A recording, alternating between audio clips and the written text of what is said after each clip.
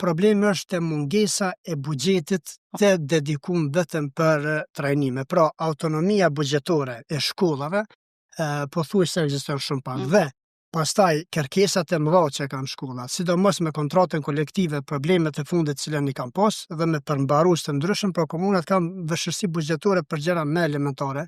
Prandaj edhe është rënë numri i trajnimeve që mbahen nga shkolla. Dhe shumë mësimdhënës, pra nuk kanë mundësi të ndjekjes këtyre trajnimeve. E përkundërse Ministria e Arsimit i ka katalogun e trajnimeve të akredituara, por derisa nuk organizon shkolla trajnime, derisa komuna nuk organizon, janë mungesë.